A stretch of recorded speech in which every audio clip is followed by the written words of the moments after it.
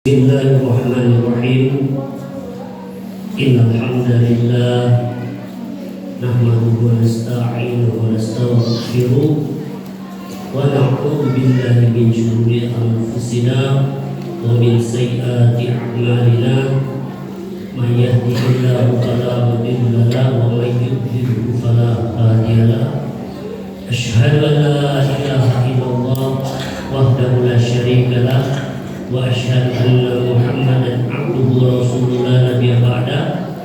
Allahumma shalli wa sallim wa barik ala sayyidina Muhammadin wa ala alihi wa sahbihi ajma'in. Qala Allah ta'ala fi kitabihil karim, a'udzu billahi minasyaitonir rajim. Bismillahirrahmanirrahim. Wasta'inu bis-sabri was-salah wa innaha lakabiratun illa 'alal khashi'in alladzina yazunnuna annahum mulaqu rabbihim wa annahum ilaihi raji'un. Wa qala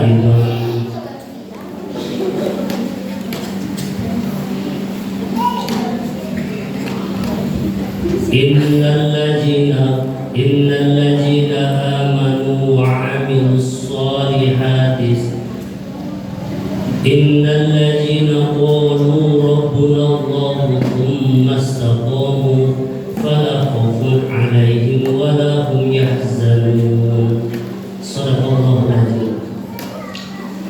Bapak Ketua BKM Al-Hidayah yang saya hormati dan juga seluruh pengurus Lembaga Al-Hidayah, Pak Ustadz, pejuang agama Islam yang Masya Allah mengajar anak-anak, dan seluruh lembaga yang kami hormati dan kami harapkan juga doanya untuk kami semua. Bapak-bapak, ibu-ibu yang tidak bisa kami sebutkan satu-satu, semoga kehadiran kita semua di sini oleh Allah dijadikan satu penilaian, satu balasan oleh Allah Subhanahu wa Ta'ala. Kita ditakdirkan oleh Allah menjadi orang-orang yang beruntung dunia dan akhirat. Semuanya dijadikan oleh Allah orang-orang yang nantinya menjadi penghuni surga Firdausnya Allah Subhanahu wa Ta'ala. Amin ya rabbal alamin. Bapak-bapak, ibu-ibu semua yang hadir di sini, yang punya masalah apapun, baik tentang keluarga kita yang belum selesai permasalahannya, keuangan kita yang belum selesai, ya, masalah perekonomian usaha kita, masalah anak-anak, masalah rumah tangga, dengan hadirnya kita, dengan keikhlasan kita pada pertemuan Isra Mi'raj ini, semuanya oleh Allah Subhanahu wa Ta'ala diselesaikan semuanya. Amin ya rabbal alamin. Bapak dan Ibu sekalian rahimakumullah atau tadi dibacakan oleh anak-anak kita. Siapa namanya tadi, nak? Siapa namanya? Raffi sama? Dulunya Raffi. Raffi, double Raffi ya? Oh Raffi dan Raffi. Udah sering ya dengar ayat itu, subhanalladzi asra bi 'abdihi lailam minal masjidil haram ilal masjidil aqsa allazi barakna hawlahu linuriyahu min ayatina innahu huwas samiul basir. Coba kita sedikit dulu nih sebelum kita bahas tentang Isra Mi'raj secara umum nanti ya, dan karunia Allah, anugerah Allah yang sangat besar kepada kita yang namanya salat. Ya, saya mau tanya dulu nih ke Pak TKM, berapa lama waktunya yang dikasih kita? 1 jam. 1 jam ya? Oke. Saya berdoa kepada Allah dan memohon sungguh-sungguh kepada Allah, 1 jam ini pembicaraan ini manfaat betul buat saya dan buat bapak-bapak, ibu-ibu semua hadir di sini. Bisa kita amalkan gitu poin-poinnya. Pertama, Allah katakan subhanallahi, maha suci Allah, dialah asra bi abdihi. Di situ lihat kita kata Allah mulai menjelaskan dirinya sebagai zat yang maha suci. Maknanya cerita ini sudah pasti benar. Maha suci Allah, nggak ada salahnya. Kalau kita membacakan zikir subhanallah, harus kita bayangkan Allah maha suci, tidak pernah salah, tidak pernah luput, tidak pernah lalai, tidak pernah berdusta, tidak pernah ada kesalahan sekecil apapun. Jadi itu menegaskan bahwa kisah ini adalah benar. Makanya ketika selesai satu malam Nabi besok yang menceritakan tentang kisah Isra Mi'raj ini, siapa pertama kali yang membenarkan? Abu Bakar Siddiq. Namanya Abu Bakar, tapi kemudian bergelar As-Siddiq. Membenarkan, dan langsung benar. Jadi dari Nabi benar. Nah, ini menjadi pelajaran bapak-bapak, ibu-ibu sekalian. Kalau kita ingin dicintai oleh Allah, dicintai Rasulullah, Quran benar dah. Benar, Nabi bilang itu benar. Gitu. Nah, nanti saya cerita nih Pak. Misalnya, kenapa ya? Kalau kita sholatnya itu sudah sampai level yang dikehendaki, seluruh kehidupan kita tuh jadi indah nanti, jadi baik. Barokah mulai turun, anak kita mulai kita lihat berubah, yang tadinya susah diatur jadi soleh, rezeki kita yang mampet jadi mulai terbuka. Gitu. Nanti kita sedikit cerita. Ya. Karena semua yang dijanjikan Allah itu masih benar. Makanya di sini dimulai dengan subhan. Allazi asra. Dialah Allah yang memperjalankan. Maka dalam tafsir jalan lain misalnya dan tafsir-tafsir yang lain, ya, Al-Tajalain, Qurtubi dan yang lain-lain di kitab-kitab itu dijelaskan bahwa asroh itu istilah dalam bahasa Arab perjalanan malam hari. Siapa yang memperjalankan? Allah bin abdihi. Kemudian tidak disebut nama Rasulullah Muhammad gitu, misalnya di Muhammadin gitu, misalnya menjalankan seorang yang namanya Muhammad, tapi abdihi. Ini ada kaitannya. Saya sedikit potong saja, bapak-bapak, ibu-ibu sekalian. Nanti kita akan membahas bagaimana sholat yang bisa kita itu mi'raj kepada Allah, merasa betul-betul kita itu nikmat dalam sholat, khusyuk dalam sholat. Kalau dalam diri kita tidak ada kesombongan, kalau dalam diri kita ini kita merasa hamba. Ya namanya hamba punya apa? Bu, layakkah kita membanggakan tanah kita yang hektaran, rumah kita yang besar? Oh, saya profesor, saya bintang 7 di situ. Bentar lagi juga sama dibungkus pakai kain kafan. Sama. Kita ada yang dibanggakan. Ujung dari kepada kehidupan kita.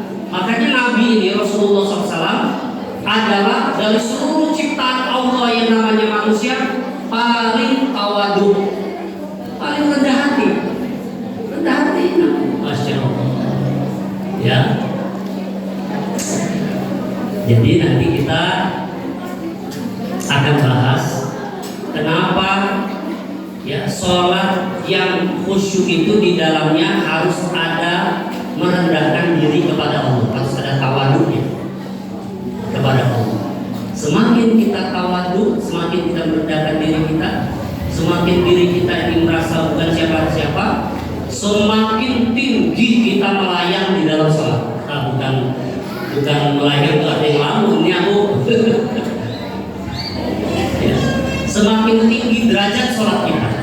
Ini rumus. Makanya di situ ada kata abadi, abadihi. Jadi hamba kamu, kata Allah, hamba kamu. Rasulullah itu disebut hamba. Maaf Pak Bu, kita ini harus merasa hamba Allah, wajib, karena kita memang diciptakan oleh Allah. Semua hamba-hamba Allah. Tapi seberapa Allah Subhanahu wa Ta'ala menganggap kita sebagai hamba yang sesungguhnya, itu kita bawa Allah. Wa ibadur rahman alladzina yamshuna 'alal ardi hauna. Dan hamba-hamba Ar-Rahman, Allah yang Maha Pengasih, Maha Penyayang, itu adalah mereka berjalan di muka bumi ini dengan merendahkan dirinya. Maksudnya tidak ada sombong. Pak Bu, kalau kita bayangkan ya, kita bayangkan ada manusia pakai kendaraan mewah, motor-motor yang mungkin harganya miliaran, terus dia merasa bangga. Gue nih, kalau bahasa Jakartanya, siapa dulu gue nih. Sepanjang jalan yang dia lalui itu naudzubillah dilaknat.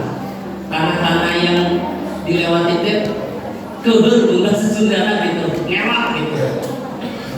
Benci, tidak senang sama orang kayak gitu. Allahu Akbar. Mudah-mudahan bapak-bapak, ibu-ibu, oleh Allah kita semua dijadikan orang yang tawadu ya, yang rendah hati, yang tidak ada kesombongan dalam diri kita. Apa yang kita mau sombongin?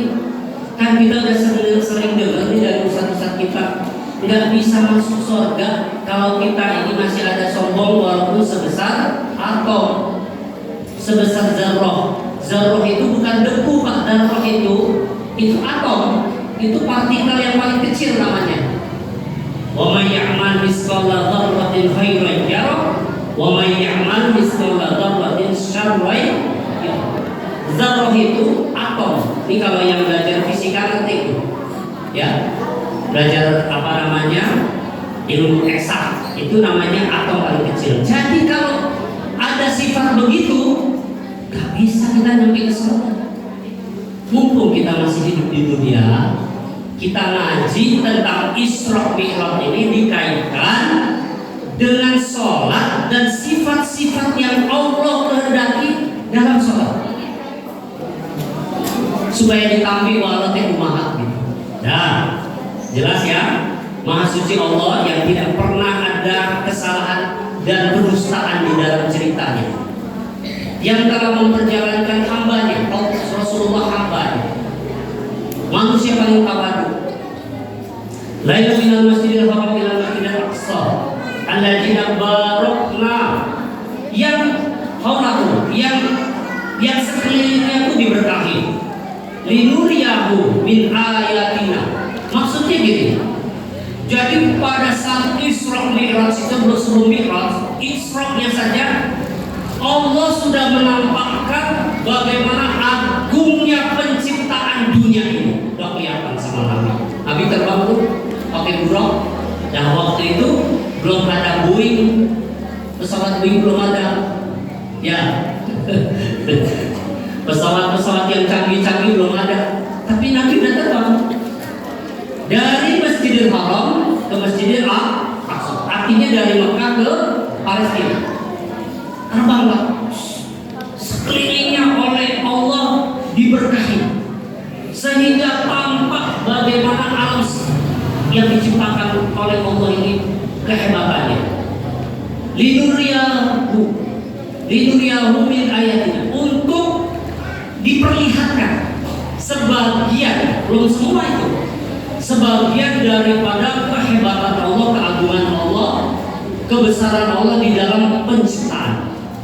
Baru ini, kalau kita melihat ada satu bangsa ingin menunjukkan kehebatannya, dia akan menunjukkan teknologinya. Jerman misalnya, dia akan tunjukkan mobil-mobil canggih yang dia ciptakan, BMW, Mercy, untuk menunjukkan kecanggihan bangsa itu. Ya, bangsa lain, Rusia, untuk menunjukkan kecanggihan diciptakan senjata-senjata nuklir. Oh, untuk menunjukkan kecanggihan. Oh, terkagum-kagum bangsa lain, menurutnya hebatnya gitu. Tapi Allah Subhanahu wa Ta'ala yang maha hebat itu memilih hamba-hambanya saja siapa yang ditunjukin sebagai. Sehingga apa yang terjadi pada orang yang ditunjukin oleh Allah tentang kekuasaan Allah itu bertambah iman bertambah. Saya bahas sekalian dan ibu-ibu, beberapa waktu lalu di masjid kami ada kajian sebetulnya tentang Sirah Nabawiyah. Saya biasa menjadi pemateri Sirah Nabawiyah. Tapi karena ada jemaah yang bercerita tentang fenomena yang menggembirakan kita hari ini, banyak ilmuwan di Korea Selatan masuk Islam rame-rame. Alhamdulillah. Saya pernah lihat sendiri di Eropa, itu bukan ceritanya. Lihat sendiri orang masuk Islam, alami juga mengislamkan. Ya. Dan itu bukan orang-orang, maaf ya, orang-orang bodoh, ilmuwan. Terus saya cerita, sebetulnya bukan di Korea saja. Sekarang hampir semua Eropa, Amerika, termasuk di Jepang, itu ilmuwan itu sedang galau. Kenapa galau? Mereka ini kan ateis. Ateis pun bahasa orangnya komunis. Lawannya kita tahu itu komunis. Lama Allah gitu. Ada Allah, memang nggak ada, nggak percaya. Dia bilang it's happen naturally. Ini semua terjadi secara alami saja. Bahasa dia begitu. Ya, bahasa orang ateis itu begitu, Pak. Tuh. Tapi dia meneliti. Ya, orang Jepang meneliti bagaimana puasa. Teliti. Akhirnya masuk Islam, ketemunya ajaran Nabi. Ternyata benernya Nabi Muhammad ngajarin, katanya kalau puasa sehat. Apa korelasinya puasa sehat? Diteliti. Ternyata benar. Karena ada namanya autophagy. Jadi si sel itu kalau udah lapar 16 jam nggak dikasih makanan nih, sel-sel kita di dalam tubuh itu dia akan makan sel-sel yang rusak. Sel kankernya dimakan, kolesterolnya dimakan, asam uratnya dimakan, terus begitu. Tahan lagi, sabar 20 jam, lebih banyak lagi yang dimakan. Minum air aja, sabar 24 jam, habis. Makanya ada teman-teman kita kadang-kadang 3 hari puasa air aja, sehat aja, nggak apa-apa, malah habis penyakitnya. Ajib. Ternyata kemarin saya ketemu satu orang profesor, saya anggap dia bisa ciptain macam-macam mesin. Dia bilang sama saya, dan memang kita udah tahu juga itu sebenarnya ilmunya. Orang sakit itu kebanyakan makan, bukan kurang makan, ya. Tapi kalau dia makannya dikit gitu. Tadi saya suruh istri coba buka, ada ayat di dalam Quran itu di surat Abasa, coba baca. Ya, falyanzuril insanu ila ta'ami. Hendaklah setiap manusia kita ini memperhatikan apa yang kita makan. Dalam Quran, Allah berkali-kali merintai makan tuh halalan thayyiban. Bukan halal saja, ada thayyib. Halal itu supaya rohani kita sehat. Kalau kita sembarangan makan yang tidak halal, kedul pasti sholatnya. Berjemaahnya kedul, baca Quran boro-boro lah gitu ya. Tahajud pasti kaburangan karena sembarangan makan. Kalau ceramah tuh kayak nggak masuk, baca Quran tuh nggak bisa nangis. Padahal kalau orang yang hatinya bersih, rohaninya bersih itu nikmat, dengar ceramah nikmat, baca Quran nikmat, dengerin Al-Quran nikmat. Makanya harus halal. Ari toib apa? Toib itu supaya kita sehat jasmani. Jadi Allah sejak dulu sudah perintahkan kita umat Islam supaya sehat jasmani dan rohani. Dua-duanya mesti sehat. Dan ternyata ada salah satunya di buah Insyaallah Rajab. Sebentar lagi terus Ramadan. Semoga Allah sampaikan kita semua di bulan Ramadan. Amin ya rabbal alamin. Dan Allah berikan kita, ya, hiasi kita di dalam Ramadan nanti itu dengan amal-amal yang dicintai Allah Subhanahu wa taala. Amin ya rabbal alamin. Terus semua ilmuwan, Bapak dan Ibu sekalian, yang meneliti sains apapun ujung-ujungnya pasti ketemunya di Al-Quran, ketemunya Islam. Kenapa? Karena Allah Subhanahu wa taala yang menciptakan keteraturan dan hukum-hukum di dalam alam semesta ini, bagaimana bakteri bekerja, bagaimana manusia diciptakan di perut ibunya, bagaimana langit ditinggikan, bagaimana bintang-bintang yang ada ini satu sama lain beredar di poros-porosnya dengan tertib, itu penciptanya Allah dan yang menurunkan Al-Quran Allah. Pasti ketemunya, makanya galau. Akhirnya mereka galau. Ini di Islam udah ada. Berarti seorang yang namanya Muhammad Sallallahu Alaihi Wasallam, ya, itu tidak mungkin. Dia ngarang-ngarang nggak mungkin. Pasti yang menciptakan alam ini yang memberitahukan dia. Gitu. Jadi ketemunya Allah. Bahkan yang ajaib, Bapak dan Ibu sekalian, itu tahun 2004 ada seorang astronom dari Cina. Ya, astronom dari Cina itu dia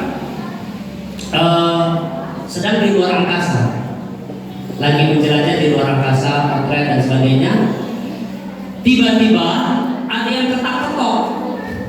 Ya, Bapak Ibu kebayang nggak, misalnya tinggalnya di tengah hutan, malam hari jam 12 malam, udah tidur ada yang ketok-ketok. Kayak ketok pintu.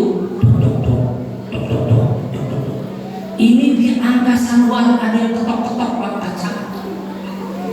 Terkejut dia, ada bunyi ketokan. Dilihat nggak ada, dilihat tidak ada. Ini kejadian benar nih, saya cerita.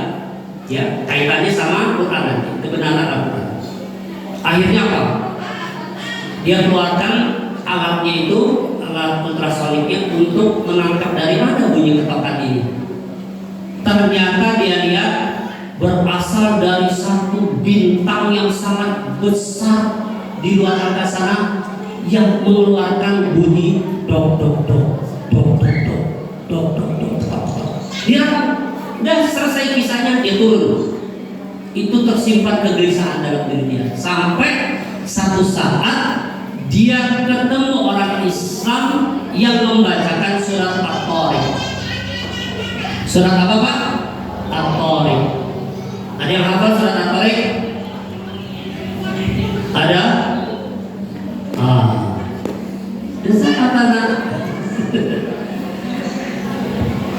Surat At-Tariq itu was-samaa'i wat-tariq wa ma adraka mat-tariq an-najmu saqit, sampai situ.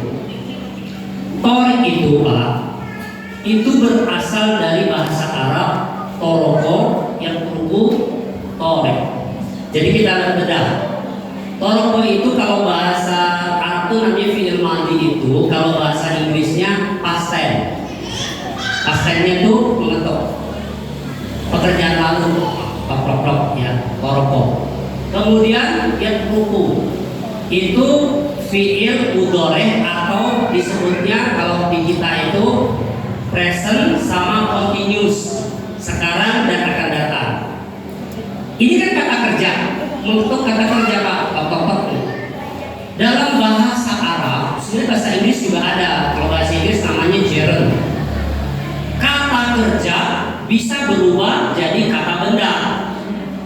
mengetuk jadi pengetuk. Mengetuk nih, mengetuk jadi pengetuk. Pengetuk itu ini tau, panakol. Panakol. Kalau kata kerjanya mengetuk, tapi kata bendanya pengetuk. Jadi torik itu artinya pengetuk. Tapi ajib, subhanallah, di terjemah Quran yang ada enggak ada ketemu saya bertahun-tahun. Diterjemahkan torik ya torik udah. Kalau yang lain kan ada Pak. Ada korok sapi betina, betul ya. Surat Al-Lail, surat Al-Qari, itu semua ada. Semuanya ada. Karena memang belum ketemu Pak. Belum ketemu Bapak dan Ibu sekalian. Ketemunya itu baru 2004. Ternyata yang namanya korek itu adalah bintang pengetuk. Kelihatan nggak? Nggak kelihatan di sini, tapi ada. Sudah terdokumentasi dengan baik oleh astronot dari Cina yang kemudian dia masuk Islam, dia bersyahadat, dia menemukan kebenaran Al-Quran. Tidak mungkin Nabi Muhammad Sallallahu Alaihi Wasallam 1400 tahun yang lalu tahu ada bintang di situ. Saya yang keliling-keliling di atas nembe karena kapendak abdi ge nembe kapendak akhlak itu nggak punya teropong, nggak punya. Subhanallah, Maha Suci Allah. Bapak Ibu, apa sih yang meragukan kita lagi untuk habis-habisan ibadah sama Allah itu apa?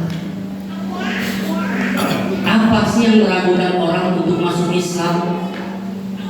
Apa sih yang meragukan kita lagi bahwa Allah Maha Pencipta kita dengan Quran itu adalah kebenaran mutlak? Tidak ada keraguan di dalamnya.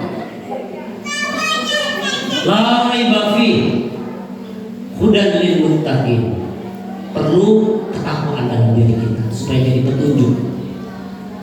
Akan jadi hudan, petunjuk kalau kita takwa kepada Allah. Kalau kita sungguh-sungguh habis-habisan beriman dan beribadah kepada Allah. Nah, ini masih banyak. Saya ceritakan ini satu aja, bagian daripada untuk memantapkan keimanan kita kepada Allah, kepada Quran. Bayangin Pak Bu, ya, saya tuh belum ada kesempatan mau cerita sebetulnya sama tim Lajna dan sebagainya tentang ini. Ya, karena bisa jadi mereka juga belum tahu, belum sampai berita ini bahwa itu artinya bintang pengetuk. Ya, itu adalah kata kerja yang berubah jadi, kalau dalam bahasa Arabnya itu isim fa'il. Isim fa'il itu kata kerja yang berubah jadi kata benda. Itu ada banyak di dalam bahasa Arab, termasuk ini peletukan. Bapak Ibu dan sekalian, sekarang kita akan bahas apa itu Isra Mi'raj tadi. Singkat cerita pada ibu sekalian, dalam Isra Mi'raj ini itu ada beberapa hikmah yang sangat besar di dalamnya. Yang pertama,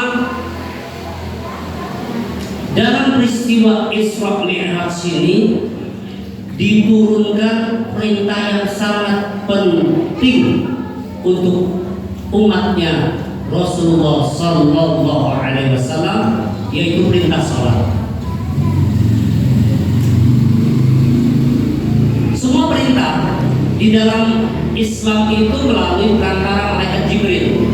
Zakat, puasa, kemudian apa?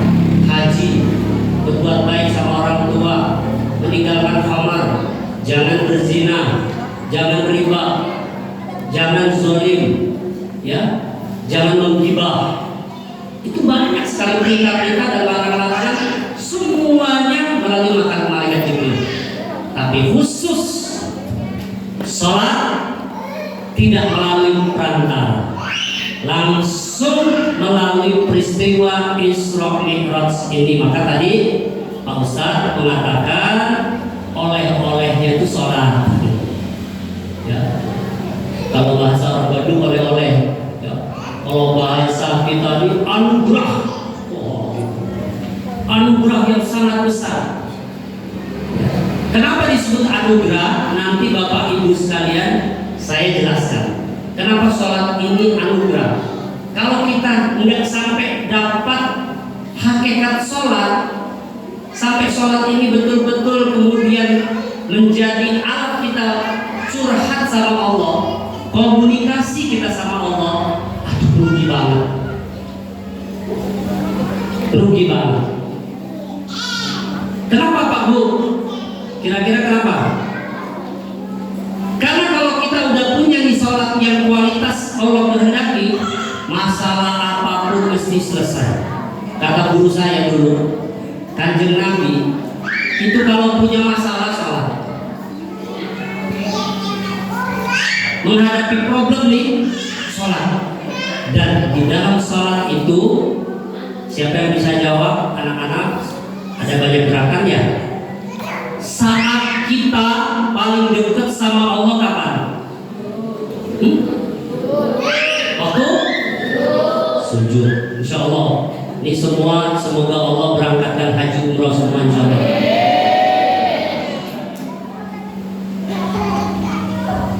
Sujud.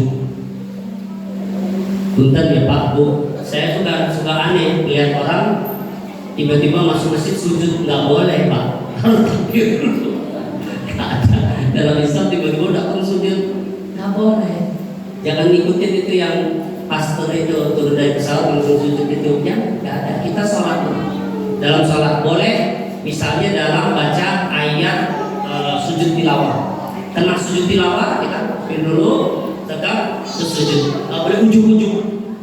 Artinya sujud itu di dalam sholat dan di luar sholat hanya terjadi ketika kita baca ayat-ayat sujud tilawah. Ya, kita lagi baca itu, tak langsung berhenti tarokat, takbir Allahu sujud. Ah, gitu caranya. Oke, ini ujung-ujung di jalan sujud gitu, gitu. Tapi sujud itu Bapak dan Ibu sekalian adalah posisi yang paling dekat hamba dengan Allah. Yang paling Allah sayang, cinta sekali lihat hambanya itu waktu sujud, Pak Bu. Dan tidak, ya, ini rumus ya Pak Bu. Kita punya banyak masalah, pasti ada punya masalah. Tidak ada satupun masalah tidak Allah selesaikan kalau kita sujudnya benar. Saking baiknya Allah, saking maha baiknya Allah. Sekali lagi saya pengen ulang-ulang nih. Saking maha, innahu was-sami'ul basir, innahu was-sami'ul alim, huwa ghafurur rahim. Sifat Allah. Jadi kalau kita dalam sujud, kita ada masalah galau di sholat 2 rakaat, begitu sujud kita sujud meneteskan air mata ke Allah. Ya Allah, saya punya ini masalah, selesaikan. Sampai kita tuh gak ada lagi kecuali Allah bukakan semesta raya ini, ditampakkan, seakan-akan ditampakkan sama kita di depan Allah yang Maha Agung. Apa masalahnya? Udah gak ada, selesai dulu. Kita waktu takbir Pak Bu, waktu kita takbir Allahu Akbar, itu rahmat Allah tuh udah turun, udah mulai. Baca Alhamdulillahi Rabbil Alamin, Hamidani abdi, hambaku memujiku. Begitu kita baca Iyyaka na'budu wa iyyaka nasta'in, hadza baini wa baina abdi. Ini antara aku dan hambaku saja, kata Allah. Aku dan hambaku.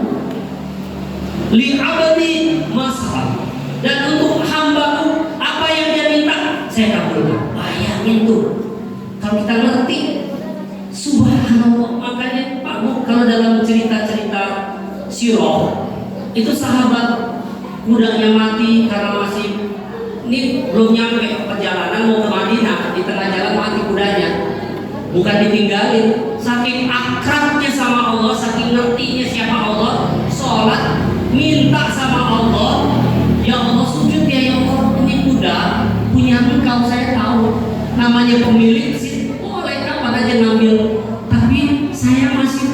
masih perlu ya Allah punya Engkau memang.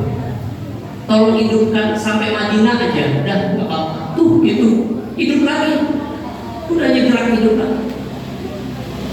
Apalagi masalah-masalah kecil, Pak Bu, ya mohon maaf misalnya kadang ada ya yang kena remok, ya kena pinjol, ya doa supaya bisa keluar, bisa selesai, tapi jangan ulangin lagi.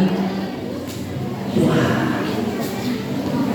ya, doa masalah ini beres, kerjaan nggak turun, ya Allah proyek minta ya Allah, Engkau ya Allah yang membuka ikatan-ikatan, minta. Ini kita cerita gini bukan sekedar dalil, tapi pengalaman hidup dan pengalaman hidup guru kita. Semuanya begitu, sama. Last minute nggak masuk akal kadang-kadang, seringnya nggak masuk akal, seperti udah nggak ada jalan. Kalau dibukain aja jalan. Sujud yang benar yang mau, ya. Jadi oleh-oleh pertama apa, Pak Bu? Kalau kita punya masalah, kita datang ke Allah, sholat, dan di dalam sholat kita sujud yang lama kepada Allah. Sungguh-sungguh sujud, merasa diri kita tidak bisa apa-apa, merasa diri kita hamba, tidak bisa apa-apa, tidak punya apa-apa, tidak bisa apa-apa, tidak punya apa-apa, nggak bisa kalau nggak tolong, nggak punya kalau nggak dikasih sama Engkau. Makanya kata Allah tuh ketika kita baca iyyaka na'budu wa iyyaka nasta'in, hanya kepada Engkau ya Allah kami ibadah, hanya kepada Engkau kami mohon permohonan, permintaan, pertolongan. Jawabnya Allah, hada baini wa abdi. Ini adalah antara aku dan hamba, aku dan hamba. Dan apa yang dia minta aku kasih. Apalagi Bapak dan Ibu sekalian, sebelum kita sholat, nih ada rumus lagi ya. Lakukanlah kebaikan apapun untuk Allah, walaupun kecil. Lagi punya masalah. Kemarin saya jalan sama teman, lagi ngobrol di masjid. Lanjut di rumah ada kopi. Lanjut habis subuh, selesai sholat isya. Lanjut, pagar belum dibuka. Itu banyak orang lewat udah jam 6 pagi. Kita buka dulu. Saya jelasin. Ini alat kecil membuka pagar buat orang lain nih. Ya. Tapi kalau Allah menerima amal kita, bisa jadi masalah kita yang besar Allah lepaskan. Amal kecil. Iya kan dulu itu namanya, baru kita mohon kepada Allah. Saya cerita ya, ini cerita nyata di zaman tabiin, tapi masih ada sahabat. Ada seorang budak, di zaman dulu masih ada budak, orang yang tidak punya hak atas dirinya, berkulit hitam, habsyi. Dia lagi makan roti, bagi sama anjing, bagi dua. Ini pemandangan nih, dia makan sepotong, kasih lagi sekerat untuk anjing, makan dulu. Kelihatan sama Abdullah bin Mas'ud, seorang ulama besar, sahabat Nabi. Habsyi, berapa gaji kamu? Kayak gini, meni royal gitulah gitu, boros gitu. Yang Tuhan lihat di tangan saya ini gaji saya. Terus kenapa bagi sama anjing? Simpan, ke kamu cenah gitu. Simpan, kenapa bagi saya? Tidak Tuhan. Saya nggak bisa makan kalau ada hamba Allah yang lain, yang makhluk Allah yang lain lapar, saya kenyang nggak bisa. Kulitnya hitam, tapi hatinya putih. Hatinya bersih. Maka apa kata Ibu Mas? Kamu nggak pantas kalau gitu jadi budak orang kayak kamu, mah. Bos, sini bos. Berapa harganya? Saya beli. Bayar. Bebas kamu secara merdeka. Ini kebun yang dia jaga berapa? Sekian ribu dinar. Bayar, hadiahin sama dia. Bapak Ibu bayangkan ya, kalau satu amal ini walaupun di sisi kita kecil, di sisi kita ini kecil. Ya, apa sih roti itu? Harganya berapa? Tapi di sisi Allah dianggap besar. Karena Allah Maha Besar, adil luar biasa, langsung selesai masalahnya. Makanya jangan pernah kita menyelesaikan masalah dengan pemikiran kita, tapi dengan amal soleh.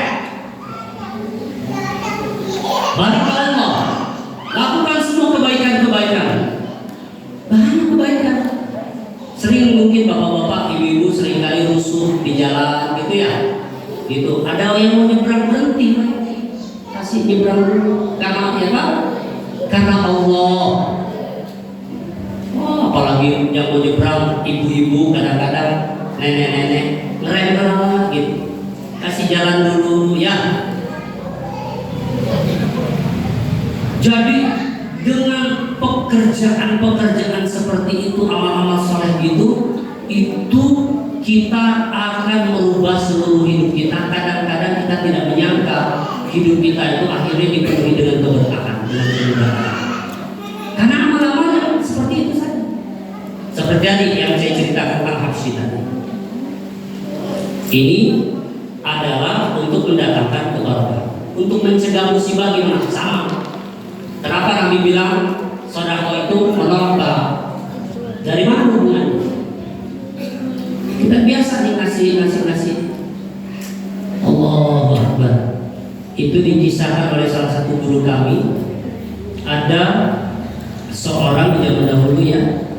Ada seorang ibu-ibu punya anak kecil, masih kecil sekali anaknya, miskin.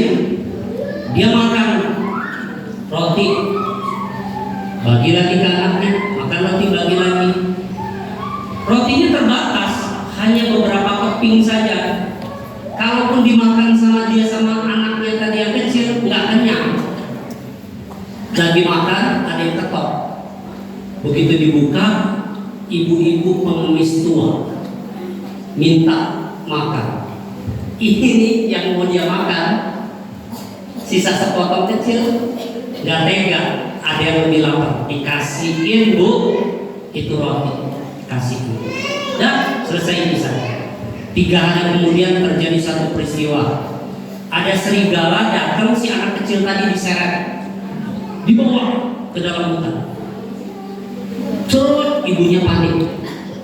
Enggak begitu lama, datang satu orang laki-laki berpakaian putih, bercahaya. Dia bawa ke ibunya tadi, anak tadi. Si ibu itu tanya, siapa engkau tuan? Bukankah anak saya tadi itu dibawa serigala? Betul. Saya adalah malaikat penjaga langit yang diperintahkan Allah untuk mengharamkan serigala itu makan anak kamu, karena 3 hari yang lalu kamu mengharamkan mulut kamu untuk makan roti itu dan dikasih ke orang miskin. Enak gak sih hidup kayak gitu kira-kira? Enak ya? Indah ya? Bau surganya mah udah di dunia kalau gitu. Jadi orang Islam sebetulnya di dunia ini gak akan punya persoalan, nggak ada masalah. Asal beramal soleh,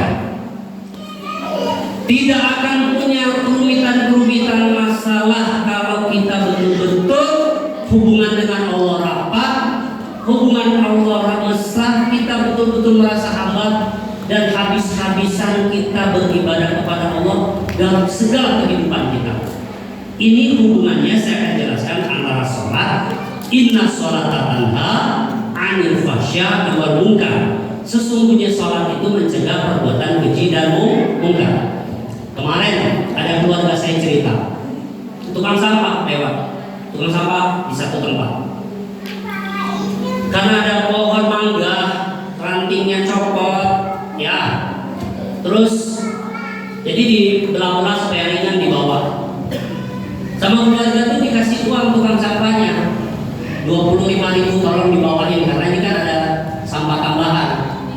Apa kata tukang sampah? Bu, moal dicanda ku abdi mampu cenah. Sanaos ibu cenah, masihan sabaraha oge moal cenah, da sanes pati ya mah. Tukang sampah gitu. Tukang sampah gitu. Dan bukan tugas saya ini Pak. Mau dikasih berapapun uangnya saya nggak akan mau. Bahaya. Ternyata baru ketahuan bahwa memang orang ini akhlaknya jelek. Yang lain juga begitu. Ngomongnya aneh gitu. Rasa dirinya gimana. Kalau kita ketemu orang kaya sombong, dengernya. Ketemu orang kaya sombong, wajar nggak? Wajar, walaupun di depan Allah kurang ajar. Di depan Allah tetap kurang ajar.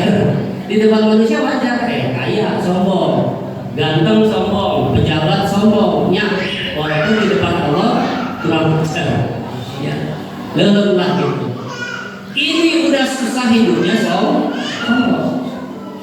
Nah, itu kaitannya sama rezeki tadi, nanti saya jelaskan. Kemudian besoknya nih, kalau kasih saya kesempatan baca satu kitab tentang akhlak pedagang.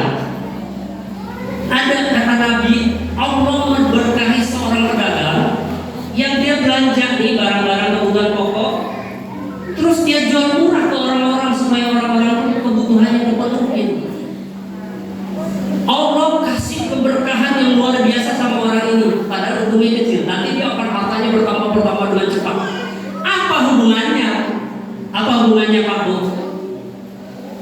Yang kisah 1 sama kisah 2 tadi, apa hubungannya? Hubungannya sama ketek hati atau doanya hamba Allah kepada kita. Kalau kita akhlaknya kayak tukang sampah tadi, semua orang keuheun. Lamun bahasa fisikanya energi keuheunna nepak gas jelema eta jadi suek. Ngambeknya orang kepada kita itu, apalagi ngambeknya orang soleh, bahaya celaka. Ngambeknya ibu bapak itu paling celaka. Ngambeknya guru ke kita, guru gaji, nih kiai yang ngajarin Quran, hormati, benar-benar dihormati, tak boleh. Kita mau menghormati ini harus kayak gimana kalau ngerti? Karena ngajarin kita agama nih supaya kita sampai ke surga. Di kita nih, masya Allah, kadang-kadang saya lihat penghormatan kepada ulama itu udah pada lain. Guru-guru ngaji Iqra itu, Pak Bu, harus dimuliakan. Nggak bisa nih anak kita satu saat misalnya jadi kiai besar, jadi orang hebat, jadi orang saleh. Awalnya dari Iqra, tapi kan kita sering lupa. Les piano berapa? 5 juta bayar. Guru ngaji 10.000, mahal-mahal ting 10.000. Awar di 5.000. Karena kita begitu, nak bilang enggak. Jadi nih anak-anak nih, nanti kalian dengerin ya, dengerin dari Ustaz ya. Kalau mau hidupnya berkah, 1, harus baik banget sama ibu sama bapak. Siap gitu? Bantu pulang, piring kotor cuciin apa gitu ya, semua pokoknya disenengin ibu. Punya uang lebih jajanin apa buat ibu.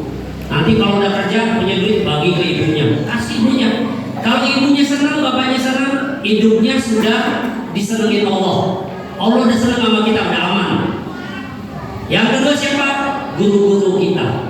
Mulai dari dulu yang ajaran kita agama nggak boleh dilupain. Walaupun kita udah jadi kiai besar, cari itu dulu yang ngajarin saya itu siapa. Makanya ada hadis saya dulu maknain lama Pak. Malam yaskurinas, lam yaskurillah. Barang siapa yang tidak pandai bersyukur pada manusia, maksudnya terima kasih. Jasa-jasa orang kita ingat ya, dulu yang gara-gara dia nih saya begini ya. Berarti dia tidak bersyukur kepada Allah. Kalau nggak bersyukur sama Allah, di-stop nikmatnya. Saya cerita ya, hebatnya beberapa teman saya itu nggak pernah melupain perantara. Kalau kita dalam bisnis segini, saya orang bisnis Pak Bu ya. Alhamdulillah pondoknya ya dari usaha sendiri lah ceritanya begitu ya. Ini kan kita teman komunitas. Saya lihat kenapa orang ini berkah sekali. Karena dia misalnya gini, satu saat kita kita satu pergaulan. Saya dengan Pak Ustadz berteman. Gara-gara berteman Pak Ustadz, saya kenal Pak Ketua DKM. Gitu ya, kenal. Dapat proyek saya nih, dapat duit banyak. Yang benar itu walaupun ini tidak sengaja, apalagi sengaja kenalin, nggak boleh dilupain gitu. Saya ingat dulu kenalnya sekali, kasih bagiannya. Gitu cara bersyukur teh. Bukan bisa alhamdulillah dari pohon, alhamdulillah saya bukan di pohon tapi. Nah gitu. Syukur itu ingat siapa jasa-jasa orang yang berbaik sama kita dulu. Yang gara-gara dia hidup kita jadi berubah, yang gara-gara dia kita jadi bisa baca Quran, yang gara-gara dia tadinya kita nakal jadi kita soleh, gara-gara dia kenal sama dia, asbab dia kenal sama si fulan, saya dapat kerjaan. Jangan dilupakan. Tuh, nah dengerin ya, itu cara supaya kita oleh Allah selalu disayang, selalu diberkahi, berkah terus hidupnya, nggak akan pernah diputus kalau percaya. Walaupun orang mau krismon kayak gimana pun, dia mah nyantai ya, nggak akan. Itu udah rumus ketetapan Allah. Jangan kita ragu-ragu, ya nolongin orang itu ragu-ragu, ya bagi-bagi. Makanya kalau di dalam bisnis cenah, hari urusan perkalian pada jago cenah.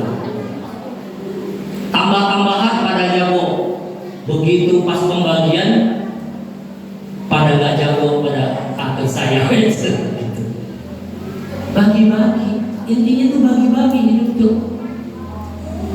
Pak Bu, ya kenapa ketika Pak Haji Mamat, sahabat saya ini di Ali Jabah mengontak saya, ini nanti diminta Isa ngisi Isra Mi'raj di Al Hidayah.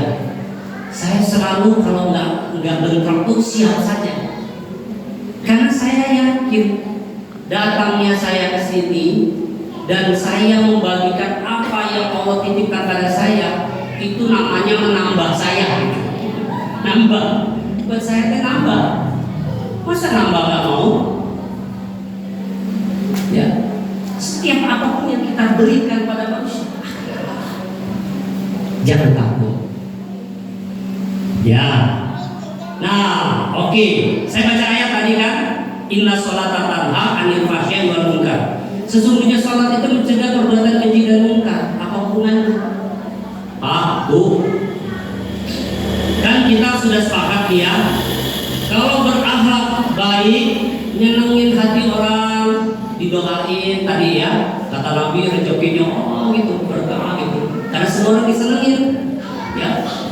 Di sini punten, bapak-bapak, ibu-ibu ada yang pedagang nggak? Cuk, ada yang pedagang? Ini rasanya udah berkah insyaallah. Itu modalnya kita salam, senyum, dan memudahkan urusan orang. Ya, gampang, transaksi mudahkan. Ya, ada hadis-hadisnya banyak sekali, tapi bukan tempatnya saya cerita hadis-hadis tentang bisnis. Itu semuanya berisi tentang keberkahan dan rahmat Allah itu bersama orang yang toleran, orang yang gampangan, nggak ribet.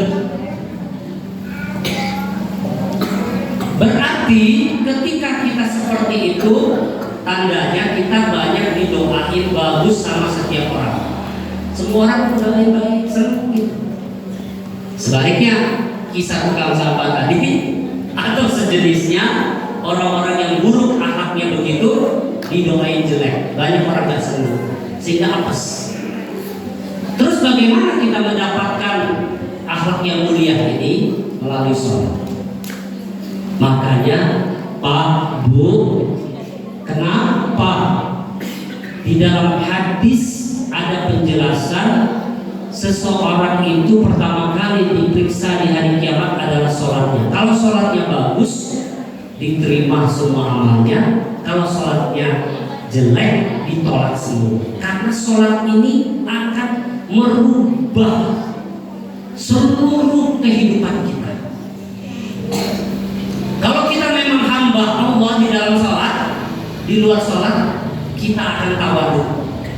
Gak kita sombong-sombongkan harta kita, gak sombong-sombongin ilmu kita, ya, gak sombong-sombongin apa yang kita miliki. Gak. Dia berjalan seperti tadi kata Allah, wa ibadur rahman alladzina yamshuna 'alal ardi hauna. Asal sholat itu sholat hamba. Ai sholat hamba teh kumaha? Tadi saya bacakan ayat alladzina yazunnuna annahum mulaqu rabbihim wa annahum ilaihi raji'un. Pak, waktu yang disebut apa namanya khusyuk itu kayak gini kira-kira, ya. Alladzina yazunnuna annahum mulaqu. Jadi mereka yang merasa akan bertemu dengan Allah. Kalau sekarang saya bicara, Bapak misalnya besok diundang oleh Presiden Pak Prabowo. Wah, dapat siapa tuh? Jas yang mana, bajunya yang terbaik. Begitu ketemu, kita kan nggak berani Pak. Di depan dia diajak ngobrol, kita main HP misalnya, atau ngelamun apa kita berani, tapi kita betul-betul perhatikan, siap dengerin apa yang disampaikan. Begini. Nah, itu adalah posisi kita kepada makhluk, penuh perhatian. Nah, ayat tadi menunjukkan orang yang khusyuk itu merasa dia berhadapan dengan Allah yang menciptakan semua presiden, menciptakan semua alam semesta ini, surga, neraka, semuanya, diri kita. Makanya nggak pantas kalau kita sholat mikir sana mikir sini, terasa ini Allah, saya berhadapan dengan Allah.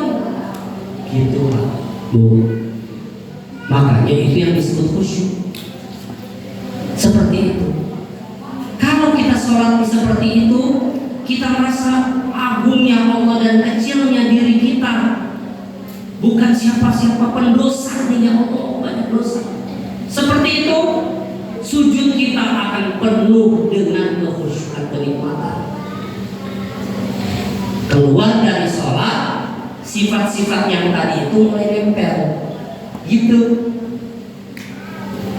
Baik, gitu. Lemah lembut. Makanya harusnya Bapak dan Ibu sekalian, kita perbaiki betul-betul sholat kita. Zohirnya, batinnya, semua kita perbaiki.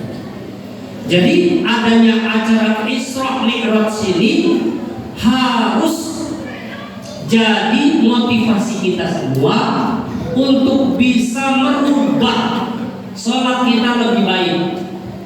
Jangan sampai ini tadi, alhamdulillah Pak Adi sebagai ketua DKM bilang, kenapa mulai jam Isra dan malam-malam? Saya yakin supaya bapak-bapak ibu-ibu tetap tahajud. Jangan sampai, maaf ya, sampai jam 12 jam 1 begitu tidur kecapean, bangun-bangun jam berapa Pak Adi? Jam 6, jam 7, boro-boro tahajud subuh nage dihijikan jam sholat duha. Sok ngaraku. Jangan. Makanya saya termasuk yang tidak setuju acara sampai tengah malam, tahajudnya nggak ada. Mau gimana dekat sama Allah nggak ada tahajud tuh gimana coba? Kanjeng Nabi nggak pernah nyontohin nggak tahajud. Kanjeng Nabi ya, Kanjeng Nabi bilang kalau nggak memberatkan umatku, tahajudnya aku wajibkan. Jadi kalau kita mau dekat sama Allah, bangun tahajud. Tengah malam berdoa sama Allah, nikmat sujud yang lama, sepuasnya sujud Bu, sepuasnya. Bapak yang biasa jadi imam sepuasnya mau sejam juga boleh. Nantilah sholat subuh gitu ya. Ya imam sholat subuh sajam, ya sujudnya murah. Imam sholat wajib mah pengertian. Banyak bapak-bapak sepuh pendek ulah banyak gitu ya. Bapaknya tuh sedang aja. Apalagi maghrib ya, ringan-ringan aja bacaan itu. Gitu. Walaupun hafid Quran kita. Allahu Akbar. Bisa dipahami Bapak Ibu sekalian? Kita lihat ya. Jadi hidup kita ini nggak lama Pak Bu di dunia ini mau ngapain? Ya. Saya cerita sama teman tadi Jawa. Dulu saya alhamdulillah dikasih kesempatan kuliah juga di ITB tahun 89. Saya ingat semua daerah ini, ingat. Saya ingat putar di sana, ya jadi anak kos. Jadi ingat masih aktif di masjid. Alhamdulillah, habis itu setelah selesai punya bisnis, saya mulai belajar ngaji juga, mondok, hafalin Quran, ya datang ke kiai. Guru itu semua harus punya, guru Al-Quran harus ada kita, guru fikih harus ada, guru zikir harus ada untuk bersih hati kita. Jangan sampai kita tidak mau berguru sama siapa. Hai guru mah bebas, yang penting guru. Sering orang nanya sama saya lagi, guru yang gimana? Guru yang dia mencontohkan akhlak Rasul di dalamnya. Ya, Rasul. Karena kalau kita mau nyampe ke Allah, pintunya cuma pintu Rasulullah, nggak ada lagi. Ada pintu yang lain. Kalau bahasa salah satu teman saya tuh, ya kita harus bertuhan kepada Tuhannya Nabi Muhammad. Jadi maksudnya biar nyampe, ya jangan Tuhan yang lain. Yang lain juga punya Tuhan Pak. Ya, Tuhan-Tuhannya ada yang ini, yang itu macam-macam. Ya. Tapi kita Tuhannya Nabi Muhammad. Berarti sampailah ke Allah. Ya, Tuhannya Rasulullah itu adalah Allah SWT. Demikian Bapak dan Ibu sekalian, di antara poin-poin yang kita bisa sampaikan, kesimpulannya pertama Bapak dan Ibu sekalian, mari kita makmurkan masjid kita, ya bapak-bapak subuh di sini, 5 waktu di sini, ibu-ibu dengan aktivitasnya, majelis taklimnya semua diteruskan. Dorong anak dan cucu kita ngaji. Jadikan mereka dari kecil itu cinta agama. Sampai itu poinnya. Ya, sampai guru saya ngomong gini ke santri. Saya ngaji juga di Garut, satu guru. Dia bilang ke sama santrinya, ini kalian ngaji benar-benar, betul-betul ngaji dan lulus, dalam arti betul lulus. Kalau hidup kalian sengsara, cari saya, tuntut saya, gitu. Jadi orang maksud guru itu, kalau kita udah ngamalin Islam benar, nggak mungkin hidup kita repot, gitu. Pasti barakah. Karena Islam adalah agama benar, janjinya benar, ya. Dan ketika kita sama dengan apa yang diperintahkan Allah dan Nabi-Nya, maka janji akan diberikan, yaitu kebahagiaan dunia, kesuksesan dunia, barokahnya dunia, dan keselamatan di akhirat. Itu satu paket.